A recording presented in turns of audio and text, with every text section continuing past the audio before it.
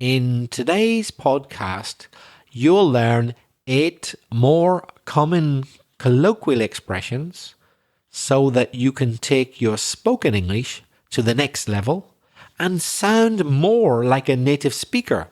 Welcome to Aprender Inglés with Reza and Craig.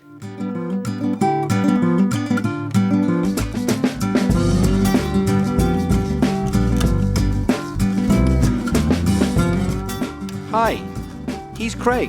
And I'm No, I'm not. You are. I'm Craig and you're Reza. He's Craig. That's what I said. Are you good to go? I'm good to go. You're all set. I'm all set. We're going to learn some words like, are you good to go? And we'll learn some expressions even like, are you good to go? Are you all set?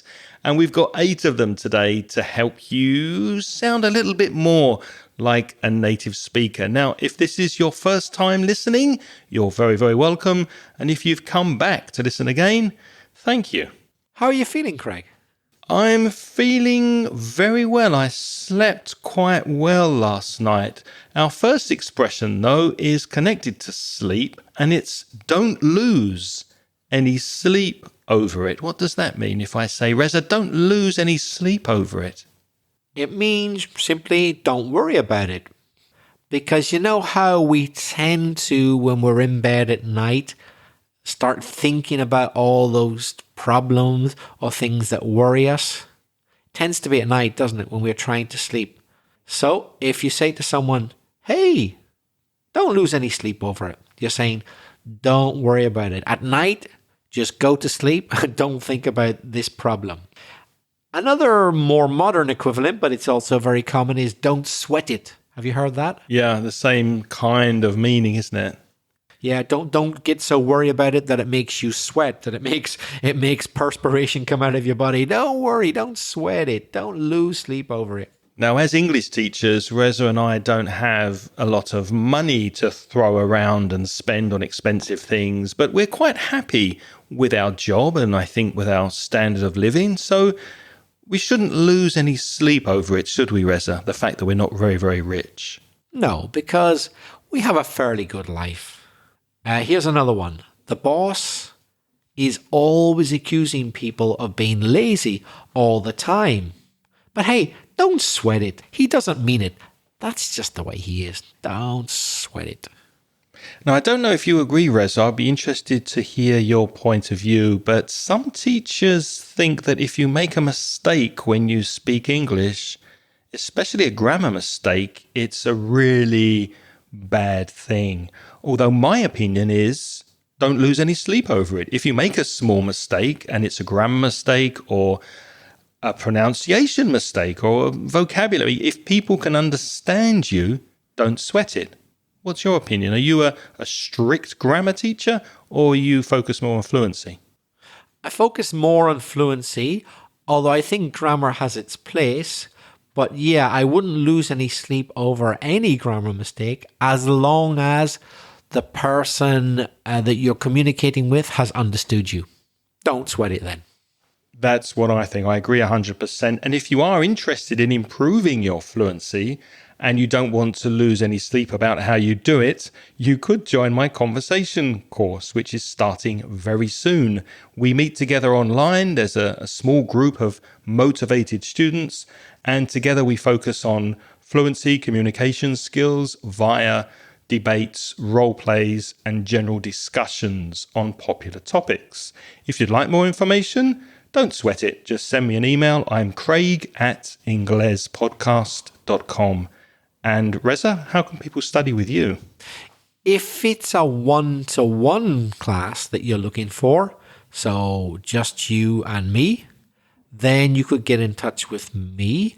My email is belfastreza@gmail.com. And the benefits of a one-to-one class are that the class can be adapted to your specific needs. I have to warn you, though, I have a bit of a backlog at the moment. A backlog is some people that I still haven't answered because I've had a lot of requests. So If I don't answer you for a few weeks, please don't lose any sleep over it. It doesn't mean I'm ignoring you.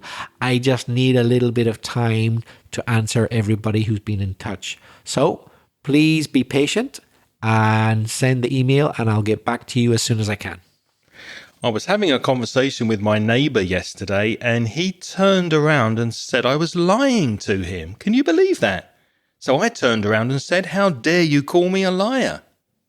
What does that mean, Reza, to turn around and say something? Well, I'll tell you what it doesn't necessarily mean. It doesn't mean necessarily that you physically turned around. Maybe you did, but maybe you didn't. You can turn around physically, move your body, but in this idiomatic expression, to turn around and say, maybe you didn't move at all. It's just a colloquial expression. Maybe you were completely static at the time. It means that you said something, and very often it refers to specific ways of saying something, or what you said was specifically unexpected, or maybe even rude, or cheeky, or annoying, or strange, not the normal thing you would expect, So whenever Craig's neighbor said to him, what did he say to you? He turned around and said I was lying. So he turned around and said that Craig was lying. You don't expect your neighbor to say you're lying, right? It's a bit unexpected. So that's the kind of situation where we use this expression. He turned around and said something a bit unusual, not the normal type of thing you expect to hear. So maybe it's a good point to mention the difference between say and tell, because I hear many of my students making this mistake. You say something to someone, or you tell someone something. For example, my boss told me I have to work on Saturday. Or my boss said to me I have to work on Saturday. Be careful of that too. So say to someone or tell someone. And if you're saying something to someone or telling someone something in a direct way without worrying about their reaction, that's when you can use the expression he turned around and said. Can you think of another? For example, sentence? Well, yeah, if my boss turns around and says he's not paying me overtime, I'm not working this weekend, I tell you that. I don't blame you. I told my wife I was leaving her for another woman, and she turns around and tells me to close the door on my way out. You didn't expect that, did you? No. Notice I used the present simple there. She turns around and tells me. When you're reporting speech like that and you want to bring it closer to now for effect, it's not necessary to use the past simple. So obviously it's something that happened in the past. So grammatically, I should say she turned around and told me, but I used the present because I wanted more effect. I'm bringing it closer to the present time. So I told her I was leaving her, and she turns around and tells me to close the door when I leave. And whenever Craig told his wife that he was leaving her and she asked him to close the door on his way out, she might even have been thinking, ooh, it's about time too. Yeah, after so many years. What took you so long? So the expression, it's about time, or it's about time too, sometimes we add to, means it's overdue, but it's finally happening. Whew, at last. Something which should have happened before is now finally happening. It's about time too. For example, it's about time he got married. He's been living with his parents for too long. Yeah, imagine you have a 26 or 27-year-old son or daughter, and you think, oh, it's about time they left home and found their own place and started living alone. It's about time. Or it's high time. For example, it's high time I got my eyes checked. I need to go to the optician. It's been ages since I got my eyes tested.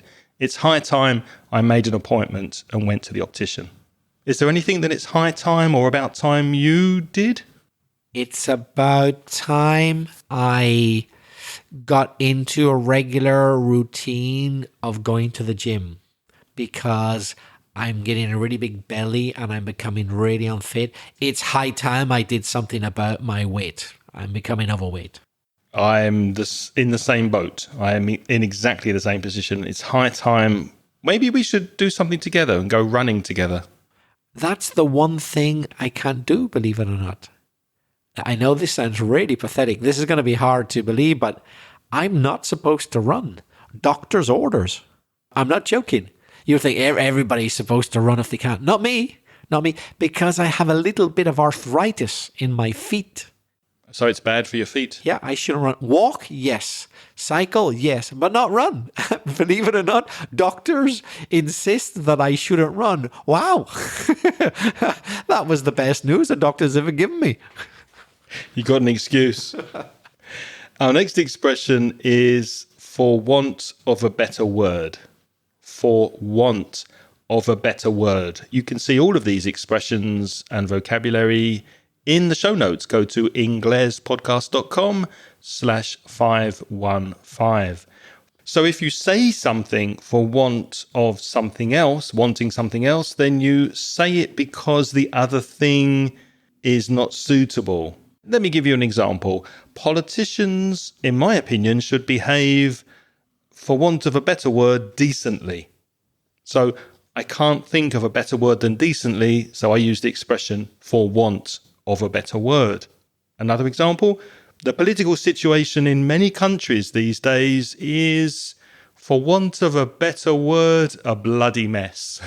So you're struggling and trying to find a word that describes it accurately, but you can't, so you use a different word, for want of a better word.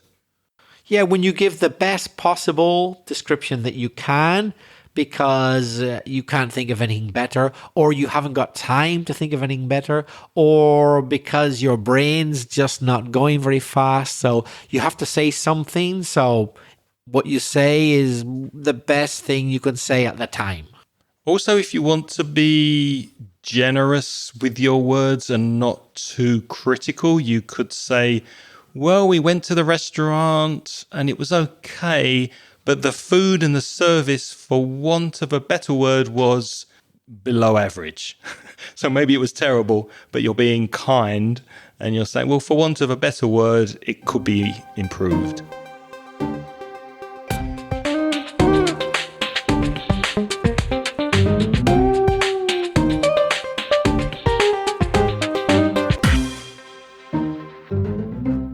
Our next expression is good to go.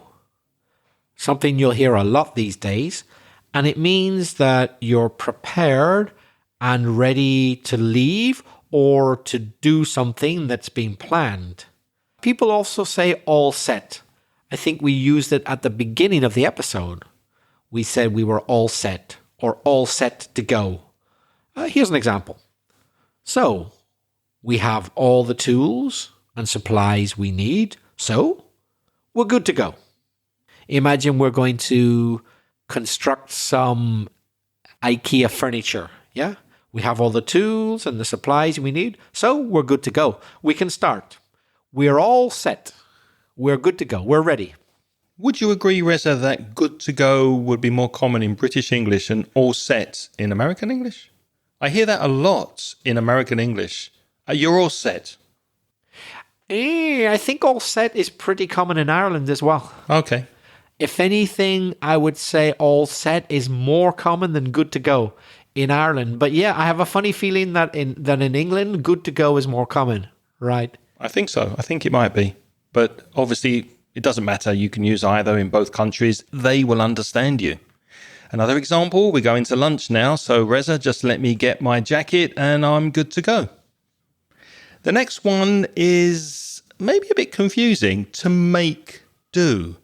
And you think, well, hang on a minute, make and do, they're typically problematic in English with collocations. Do you make money? Do you do business? Do you make the bed? Do you do the ironing? Those make-do collocations cause problems. But together, to make do with something, what does that mean? Yes, that's very peculiar, isn't it? To make do. As Craig said, normally we oblige you to choose one or the other, but not put them both together. But in this colloquial expression, they do go together. And to make do means to manage, to do what you can, to live without things that you would like to have, or to live with things of a worse quality than you would like, but you'll make do. You'll make do. You can use them. The things you have are not ideal. You would like them to be different, but hey, it's not the end of the world. You can make do.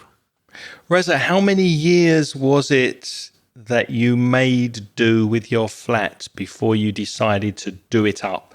To do it up means to refurbish and decorate it. Oh, I made do with the terrible decorations and furniture in my flat. Oh, for about 15 years, I made do with inferior conditions, for want of a better word. That's putting it mildly. That's another expression we can use, to put it mildly. Reza, I'm really sorry, but today I don't have a really nice lunch prepared for you, so we're just going to have to make do with a sandwich. Is that okay? Yes, but Craig, is there much bread? I don't see much bread there in the kitchen. There's a couple of slices. We'll have to make do with what we've got because I can't be bothered to go to the supermarket. We'll make do with what's in the fridge. You know, Craig, I once lived in a flat which had no cupboards in it, nowhere to keep my stuff, my clothes. What did you do? So we didn't have cupboards, so we made do with boxes. We simply had to put our clothes, our belongings, our cups and sauces, everything in boxes. We made do with boxes because we didn't have any cupboards. Why does that not surprise me? Our next expression is to kiss something goodbye. I'm sure you know the word goodbye, and I'm sure you know the verb to kiss. But what does that mean, to kiss something goodbye? Well, it means you accept the loss of something. You accept and you become comfortable with the fact that you're going to lose something. For example, my football team is Arsenal, and if they lose the next game, unfortunately, they can kiss their chances of winning the league goodbye, or they can kiss their chances of winning the cup goodbye. Can you think of another example?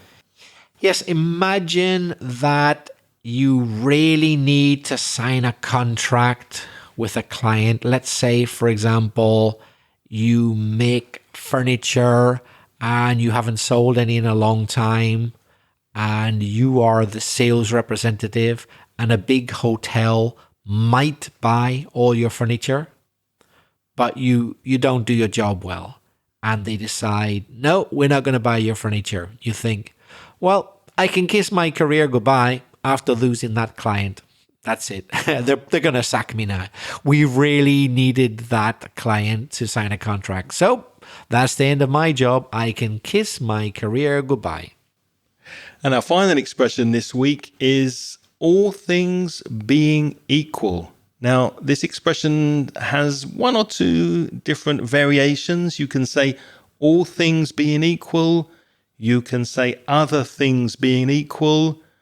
Or you can say all other things being equal. And it usually comes at the beginning of the phrase or sentence. And it means if everything happens as expected, or if everything happens as predicted. Imagine I'm traveling on a business trip. I phone my wife. I say, everything's going okay. I should be home on Tuesday. So all things being equal, I'll see you on Tuesday. If nothing changes, if everything stays the same. Now, people earn different salaries, obviously, in the world. Not everybody gets the same money. But generally speaking, all things being equal, a person with a PhD, a doctorate, should be getting a higher salary than someone with only a master's degree because they're more qualified. So all things being equal, that person with a PhD should be getting the higher salary. But of course, in reality, it doesn't often work, does it? But if there are no other factors, in other words, all things being equal, the person with the PhD should be getting the higher salary than the person with the master's degree. Okay, those are our 8 expressions. Let's just give you a recap, a quick summary, go over them again. We had not to lose any sleep over something, or don't sweat something. Don't sweat it. Don't lose any sleep over it. The second one was to turn around or turn round and say. It's about time, or it's high time. For example, it's high time I went to the dentist. The next one was for want of a better word. When you don't exactly know how to describe something, but you have to say something, you say for want of a better word. Good to go, or all set to go. You're prepared and ready to leave or do something. The sixth one is where we did the strange thing of mixing the word make and do together to make do, which meant to survive with what you've got, although it isn't ideal. When you kiss something goodbye, you accept the loss of something. And the last one, all things being equal. Or some people say other things being equal, or some people say all other things being equal, which means if everything happens as expected, if there are no added unexpected factors. And now it's your turn to practice your English. We would love to hear you using one or two of these expressions, so why not send us a voice message? You can reach us via the SpeakPipe app that you will find on the website. Go to inglespodcast.com/speakpipe or go to speakpipe.com/inglespodcast. Both addresses will take you there. You have 90 seconds to send us your voice message. Say hello, tell us where you're from, and if you have a comment or question about this episode or anything connected to English, we'd be happy to include your message in a future podcast. If you'd prefer to write, you could send an email. If you want to write to Craig, write your email to craig@inglespodcast.com, or you could send it to me. That's belfastreza@gmail.com. If you're a Spanish speaker and you would like to study English for free, you can visit the Mansion Inglés website at mansioningles.com. And also for paid products like ebooks and audios for your self-study, go to the online store at store.mansioningles.net. As always, we'd like to say thanks to our Patreon supporters. And the Patreon program is a scheme in which people donate as little as $1 a month, well, about $1.50 when you add the tax. And as a way of saying thank you to them, they get instant access to the audio transcriptions of the podcasts. So we'd like to say thank you to each and every person who sponsored us, but we don't have enough time to mention everybody's name. So what we usually do is introduce our most recent sponsors to the scheme, and they are Victor and Roberto Ruiz. Thanks to you and all our supporters. Thank you very, very much. Now, we don't know what we are speaking about next Sunday, but all things being equal, there will be a podcast for you next week. So until then, have a wonderful week. Thank you for listening this week. It's goodbye from me. And it's bye-bye from me. The music in this podcast is by Pitts. The track is called See You Later.